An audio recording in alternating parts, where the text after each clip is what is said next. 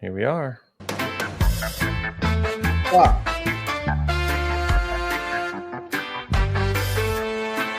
Go. Here we go. Missed it. Still off. Yeah. All right. Welcome back to the I Love Annuities podcast. I'm Jeremiah Conger. And I am Zachary Van Ness. Together we are the Annuity Dudes. Today, we're digging into something that has really changed the annuity landscape over the last few years. And it is called the Best Interest Standard. Standard. Just going on autopilot here with the repeat. Hey, we got to liven it up here, man. Talking about such a boring subject like annuities, man. We got to make this fun. Well, we'll make this as fun as we can. Best Interest Standard, or as the industry knows it, the NAIC Model Regulation number 275. All right. I was going to say, if you really want to make it exciting, we can call it by that name. NAIC Model Regulation number 275. So if you've ever wondered what's being done to protect consumers buying annuities, you're going to want to hear this today. Absolutely. So let's start from the top. The Best Interest Standard is part of a model regulation adopted by the National Association of Insurance Commissioners, or formerly known as the NAIC. It's also formally titled the Suitability in Annuity Transactions Model Regulation number 275, like Zach said. That's right. So the model requires insurance agents and companies to act in the best interest of consumers, hence the name, while recommending annuities, not just making recommendations that are quote unquote suitable with the insurance carriers. And that's really the big shift. Before this model, agents just had to follow this suitability standards meaning. And if an annuity made sense on paper, they could recommend it. But it didn't require them to eliminate conflicts of interest or show that it was truly the best choice for the consumer. That's right. Now, with the Best Interest Standard, agents must consider 4 key obligations. And that would be care, disclosure, conflict of interest mitigation, and documentation. He's heating up. So let's break that down. Under the old suitability model, it was all about matching the annuity to basic factors such as age, income, assets, and a few other things, but it didn't go much deeper. Yeah, and when we look at this, it's kind of liken it to the mortgage world a little bit. It's like, hey, yeah, you can be approved for this mortgage. Maybe look back at like 08, 09 with the mortgage crisis, right? So yeah, you can get approved for this mortgage, but is it really in your best interest to have this mortgage payment that's going to put you in a spot where you're living beyond your means? Exactly. I kind of compare it to that. Yeah, and that's really how it is different from the past. The old way of doing things was using that suitability model, which basically was more of just a financial assets type of thing of whether or not the annuity would be suitable from a liquidity perspective. In other words, on all of these annuity applications, the advisor and the consumer or client are required to disclose what their financial assets are. And that is what we call a financial snapshot or a suitability review form as part of the application. And all that does is ensure that A, the client's not putting all of their investable assets into an illiquid investment such as an annuity, and B, that after the annuity is funded, that there is still sufficient liquidity in the overall estate to address, rainy day situations in the future. So in other words, it's preventing the consumer from making a mistake and putting too much into an annuity while not addressing the other key element of a sound retirement plan, and that is addressing liquidity. Right. And now agents are required to actually make that deeper dive and take that by understanding the client's overall financial picture, right? So the goals, risk assessments, their tolerance, their liquidity needs, whether an annuity aligns with their long-term strategies. Yeah. And so all of those things go into documentation, and they have to specifically detail and document the reasoning behind that recommendation, showing that the annuity was selected in the client's best interest first and foremost, not just because it may pay the writing advisor or agent a higher commission. So everything has to be disclosed, it has to be documented, and more importantly, it has to be proven that without a reasonable doubt, the annuity that's being recommended and purchased is truly in the best interest of the client. And that's really the emphasis of importance on this episode, is that, there's a lot of crap out there. We talk about it all the time, how the annuity bashers, they always want to claim, like, the only person that benefits from the annuity is the writing advisor with the, big commission check and all of these things. It puts a kind of a black eye on the industry, because it makes it sound like the annuities are just being sold. And it's like, it's like buying a used car, that, and the annuity guy is being proclaimed as a used car salesman. But in reality, that isn't the way it is anymore. I mean, annuities are still sold more often than they are bought. And that is really the premise of this podcast, is to shed light on that and to bring more transparency and education to the industry to help consumers make better annuity buying decisions. But the point of this episode is to show that there is a best interest requirement in order for the advisor to position the annuity to the client. There has to be proven in documentation that annuity is right for that person, and that without a reasonable doubt, with no reasonable doubt at all, that this is the right thing for them. That's right. And that best interest practice, which is a more recent change, is a shift away from that salesmanship and just being that salesperson or that used car salesman, and really looking towards that true advocacy for the client. And again, what's in their best interest, hence the name. And a lot of times what we try to do is we try to put that in practice and say, how does that compare? Or the question will come up of, how does it compare to a fiduciary standard? Yeah, and that's a great question, and we get it all the time. And the real big thing here is this the same as a fiduciary responsibility? Yeah, and it's very similar. Short answer, not quite. It is a fiduciary. A fiduciary is legally bound to place the client's interest above all else, no exception.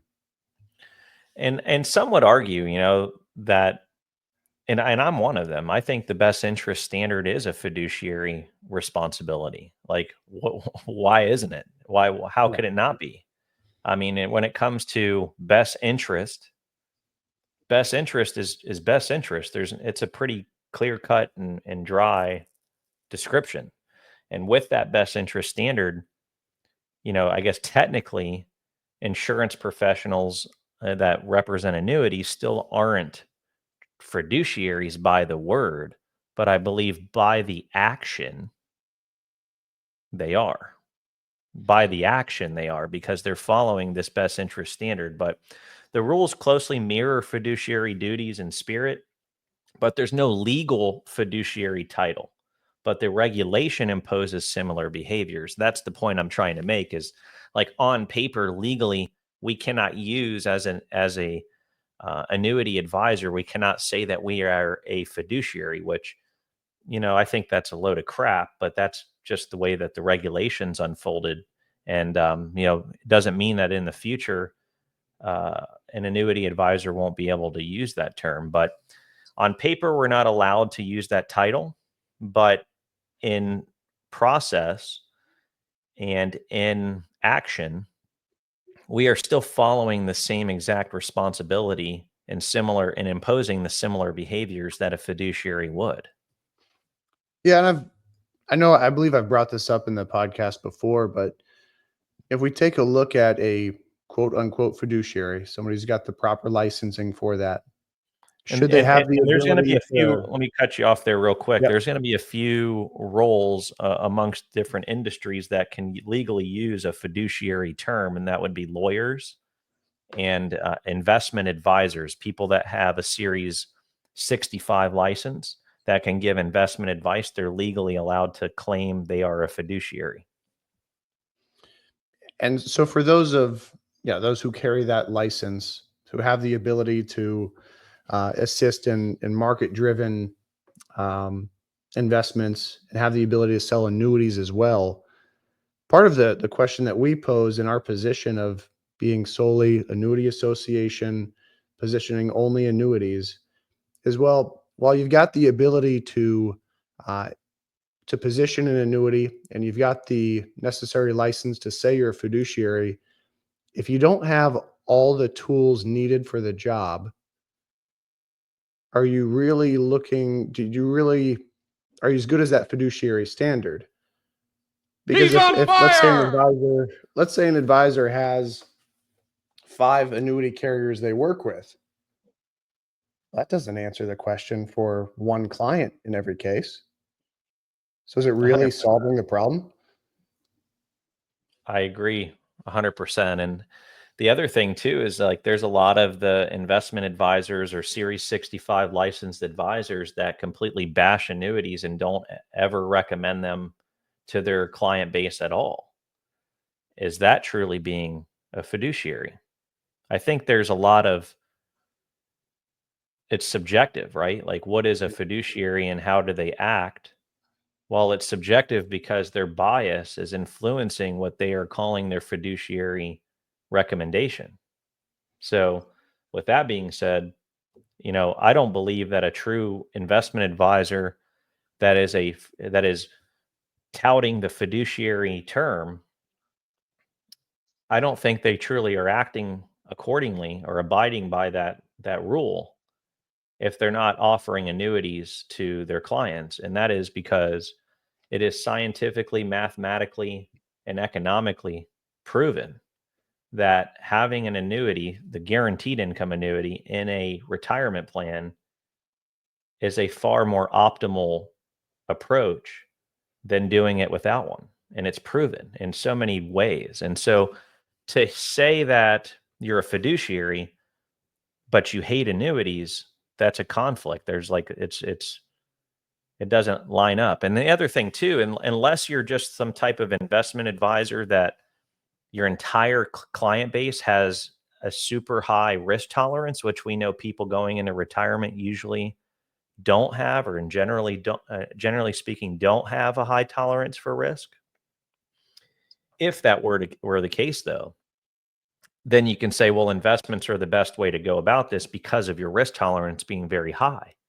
But we all know that the majority of people approaching retirement, their tolerance for investment risk starts to scale down. And that's where an annuity really has a lot of value for those types of personalities and prospective clients, because the annuity is what gives certainty and clarity and confidence.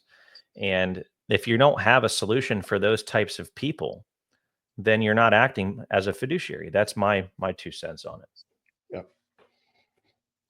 Well, getting back to what we were talking about, best interest standard and how it stacks up to the fiduciary standard.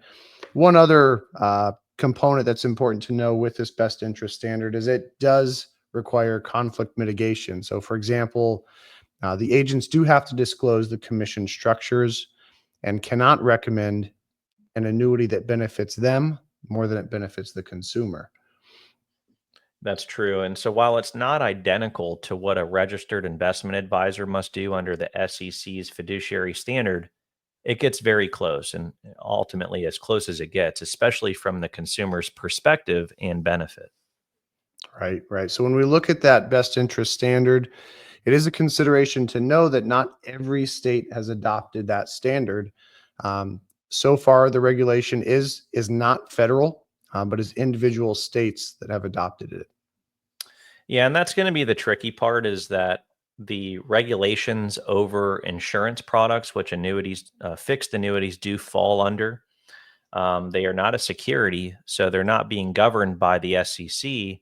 They're actually being governed by each individual state, since each individual state governs their own body of insurance business. So as of mid 2025 here, over 40 states have adopted model regulation number 275, including major players like our headquarters, which is the state of Florida. And as a matter of fact, the state of Florida was an early adopter of the model regulation number 275, which we're very proud of.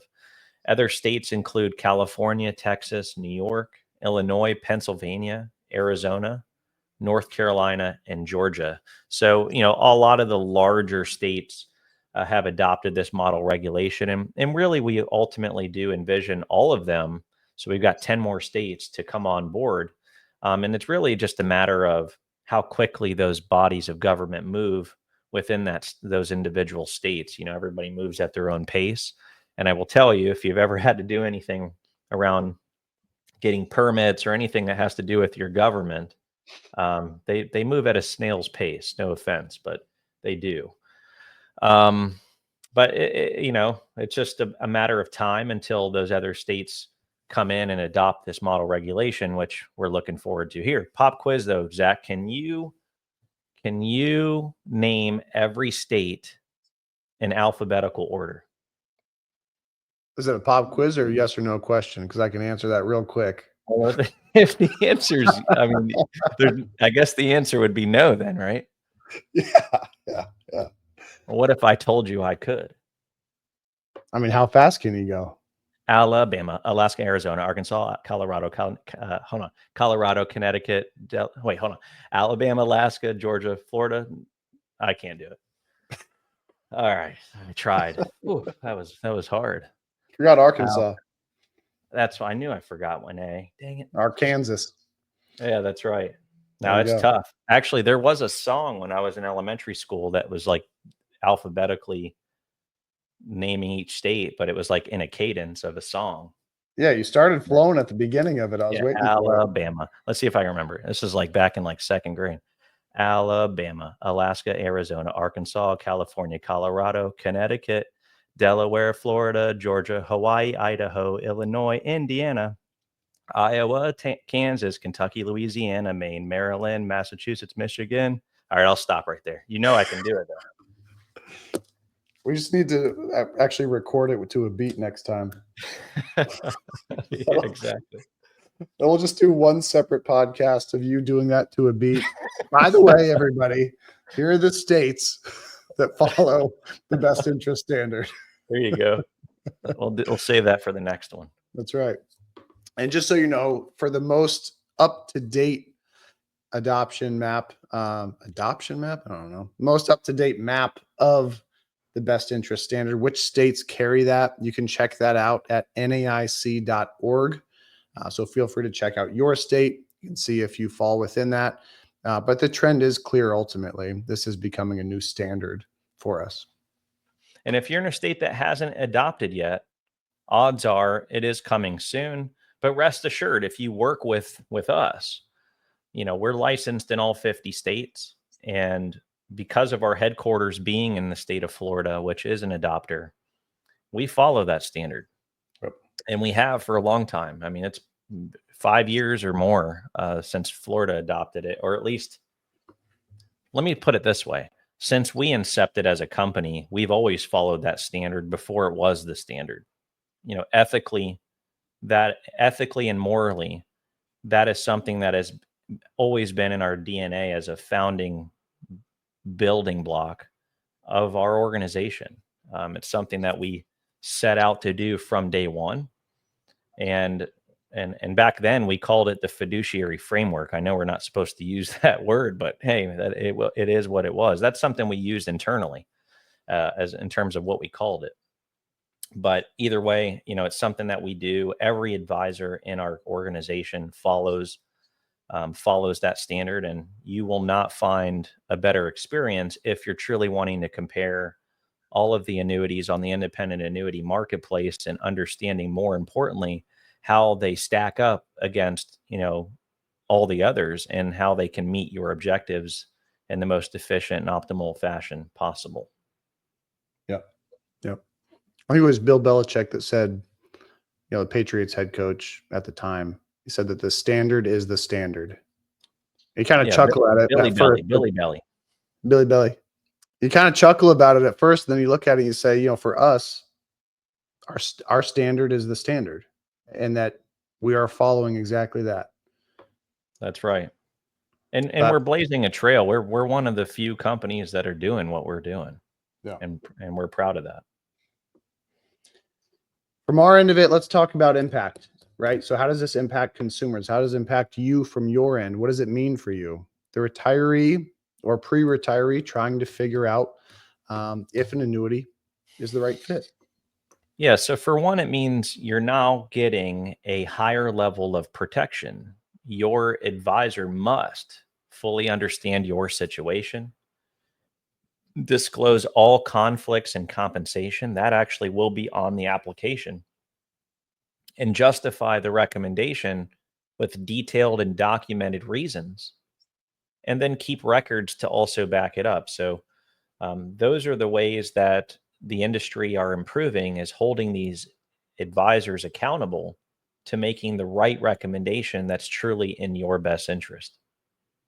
Right. So ultimately, this means less sales pressure and more focus on education, transparency, and what's best for your retirement. Again, our standard. That's exactly right. And, meaning that there's less room for sales pressure. I love that statement, because in making a decision that might actually be one of the most important of your life, at least in this new phase of life, which we call retirement, if it feels like a sales process that you're trying to be sold, if someone's trying to sell you and pressure you into making a decision, that is red flag number one. And you need to trust your gut, and you need to move along and run from that experience. And so that's really what we have um, raised the bar on, is our process of education and transparency. We fully believe that in order for someone to make a better annuity buying decision, they need to have the ability to see the entire marketplace, compare these products side by side, and have the education on what they're actually looking at, how it works from a mechanics perspective, and ultimately how it meets your retirement goals and objectives to put you in a better position now and for the long haul of your retirement. So I love that this model regulation is taking, um, the older way of doing this business, which was more high pressure sales and, the whole nine, door knocking and cold calling and all of the BS that goes along with that. And it's kind of sweeping that under the rug, or more importantly, putting it in the trash can, because this isn't the place for that crap. If they want to sell something, go sell cars, go sell real estate, even real estate. There's a fiduciary responsibility there too. But Yep. go sell something that doesn't require the person to make such a commitment of their a significant portion of their life savings. Right.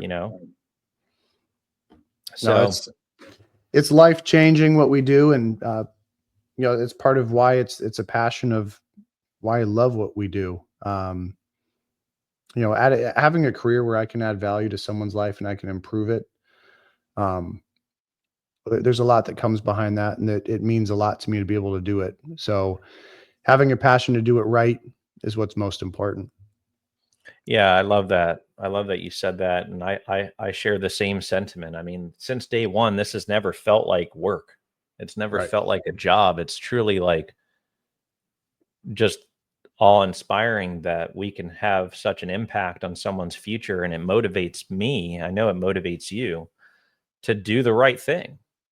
And there's nothing more rewarding than being able to help put some clarity and confidence in someone's financial future, and do so through contractual guarantees. There's a lot of financial products out there that claim all these big numbers and growth and all of this stuff, but none of it's contractually guaranteed. It's Right. all hypothetical. But with annuities, not all annuities, but most annuities, those contractual guarantees are the true value in them. And that is, guarantees on lifetime income, guarantees on how that income benefit grows during the deferral phase, guarantees on principal protection, so your assets shielded from market risk, guarantees on fixed rates. If you want to just grow your money safely without any market linked functions, then, you can grow your money safely, predictably, and guaranteed with a high fixed rate. That's the beauty and the power of an annuity, is leveraging those contractual guarantees. And when we can tell someone, hey, you need this amount of income for your retirement, guess what? We can get you that. We can deliver that to you, and we can back it up that it's contractually guaranteed for the rest of your life. There's no more powerful financial tool, in my opinion, than a guaranteed annuity. Right. So with that being said, we've always believed in doing what's right for the client. That is our standard. And this regulation raises the bar across the entire industry. It weeds out all those bad actors, as we previously mentioned, and gives trustworthy advisors like us a stronger framework to operate in. It's funny because I look at that, weeds out the bad actors, and I say, well, there's been some bad actors, in every industry. And I think a big point of emphasis is how long somebody's, the time that somebody has spent in this industry, and, how long they've been doing this for. So big consideration with what we've created here with Annuity Association, and the longevity that we've had.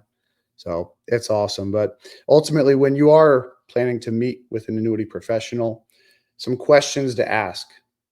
And is this the right professional for you? And one of those is, are you operating under the best interest standard?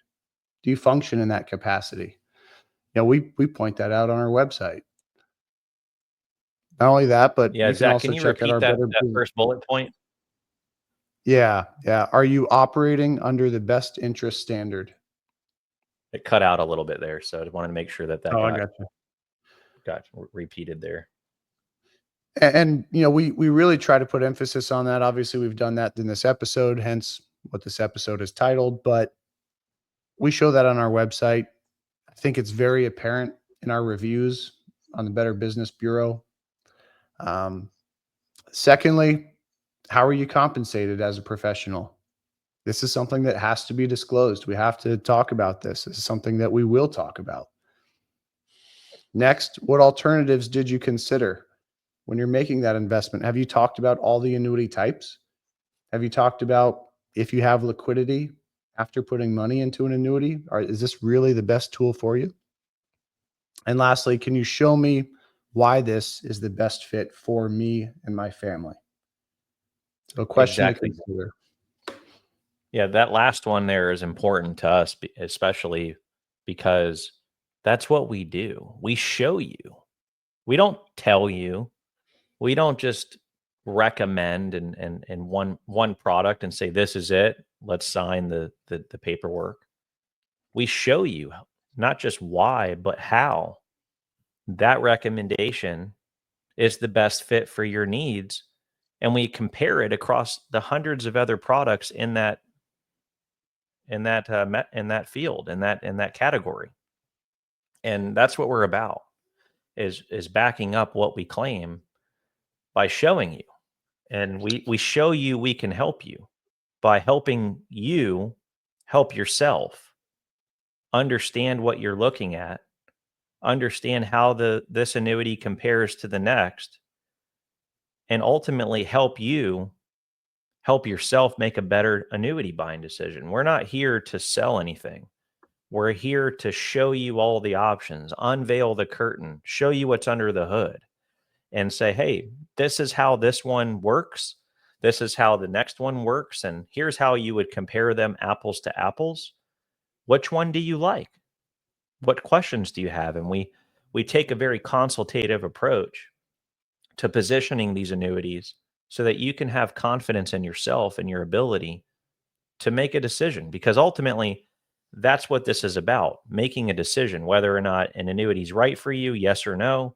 And if it is, which one of the hundreds available is truly the best one. That's really ultimately what it's about. It's helping you make a decision. And when we first started this business, my partner and I, Steve, my business partner, initially he actually is a fiduciary. He's an investment advisor. He has a Series 65, and he wanted to take this approach of annuities, like doing a complete holistic plan. And that's great. And I think that is an option for some people, but not everybody wants to do that. Most people that choose to work with us have a plan, and they're just looking for the missing puzzle piece. And that's where the annuity comes in. And initially, though, the way that we were trying to design our meeting process, he's like, we got to do it a complete plan. We're going to know it. We need to know everything. We need to do tax planning and estate planning and all of these other moving parts. And then what happened is, like, the annuity would become such a minute thing at that point, because all these other areas of the plan are being exposed and trying to make it all work, that people would get paralysis by overanalysis, and then they wouldn't move forward. They wouldn't buy the annuity because they're like, we need to think about this. We need to talk to other people too, and all of these other things. And that's where I had to have a really heart to heart discussion with Steve. And I said, look, I know that you want to help people. I know you want to help everybody put the best plan possible from every angle together. But if they are not coming to us for a plan, why are we trying to help them with that? Mm-hmm. If they have their own plan and they're just looking for this puzzle piece, that is what we should be helping them do, is find the right puzzle piece. And it took a while to get that through to him, because he was very passionate about doing this whole plan thing. And I said, look, man, think of it this way. We're here to do what? We're here to help people. But are you actually helping them if they never get what they wanted in the first place, which was an annuity? If we know without a reasonable doubt that an annuity is the right thing for them, they came to us for an annuity. We know an annuity is right for them based on the way that they've painted the picture of what their financial goals and objectives are for retirement. And we know in our heart that an annuity is going to make them better from an optimal perspective, both mentally, emotionally, and economically. But we can't give them the annuity that they want, because we're trying to complicate things with all these other moving parts of the plan, and they walk and do nothing. We actually did them a disservice. We didn't actually help them. And that's when we had to go back to the drawing board and figure this whole thing out. And that's where we're at today. So we're not here to try to manage your assets. We're not here to try to give you investment advice on your stocks and bonds. We're not here to help you with taxes and estate planning. We're here to help you get that puzzle piece. We're here to help you understand annuities so that you can make your own decision. We're here to empower you to make smarter decisions. And we're giving you all the tools, all the resources, the education that you need to do that. And that's something that we're very passionate about. But, if you do want help with those other things, I'm not saying that we can't help you. But initially, that isn't our intended purpose. That isn't our intent. Our intent is to help you understand annuities. But if you want investment advice, if you want estate planning and life insurance planning, or whatever it might be, we can help you with that. And we have people on our team that are licensed for those things that can help you with it. But I want people to know that that's not our intent initially, because sometimes people get hesitant to meet with an advisor because they think, oh, he's going to try to tell me what to do, and he's going to try to manage my assets and look at all of my things and my statements. And we don't do any of that. We don't ask for statements. We don't ask anything up front. We are very, very uninvasive, right, in the beginning of our process. We really want to know what's important to you, what you're looking for, why you committed to meeting with us, what you're hoping to get out of it, and then we deliver on whatever it is you want. So we're not here to make you uncomfortable or make you talk about things that you're not wanting to talk about. Mm-hmm. Couldn't have said it better. Perfect. You're loving that soundboard. Oops, sometimes the button gets stuck. All right. So we had one more thing here, and that is, if you're ultimately considering annuities and you want to make sure that you're working with someone who's going to put your best interest at heart and first. And if you'd like to do that, we would love the opportunity to serve you. We are licensed in all 50 states, and we meet with our clients through the comfort of a technology platform called Zoom. So you can meet with us directly from your home or from your living room. And quite frankly, you don't even have to wear pants, because guess what? All you see is the upper part. And I thought you were going to say right now. Yeah, there it is. There it is. I'm kidding. But, we leverage Zoom. So it's a very, formal meeting. It's still face-to-face, which we appreciate and hope that you do too. But, you don't have to drive to an office to meet with somebody, and you can get all the information you need in that first meeting to determine whether or not you should continue investing time in your annuity research journey. And if you'd like to do that, you can visit our website, or in the bottom of the show notes and description, there's a unique link that can pair you with a senior annuity advisor such as Zach here. And it'll book that time that's convenient for you, and then send you out the link to join. And Zach will get with you and see how he can help point you in the right direction. We use a very transparent process. We call it our multi-point inspection process once we get to the nitty-gritty of looking at the annuity marketplace. And ultimately, it's to give you the assurance that you're looking at the right products for your needs. And we call that our annuity assurance process. So with that being said, anything else that you'd like to add here, Zach? No, I think this was a great time spent in just providing some clarity on how annuity regulations are evolving to protect our clients. So I think it was really important that we share that. Yeah, I agree. And, the best interest standard isn't just policy. It's a step toward more ethical, client-focused retirement planning. And that's what everybody needs. That's what everybody wants. And I'm so thrilled and elated that this is now part of the industry. It's something that was a long time ago. It was needed, and now it's here. That's right. Yep. And we're here to help you navigate through all of that. By the way, if you're looking for more information and you're not quite ready to meet with somebody like myself or our other team members, there will also be a link there for a free annuity report, talk about being less invasive. If you just want some information at your fingertips that you can digest, and when you feel the time is right yourself to meet with us, you make that decision. Did we just become best friends? Yep. All right. Signing off. Association, the I Love Annuities Podcast. I'm Jeremiah Condor. This is Zachary. We are signing off as the Annuity Dudes.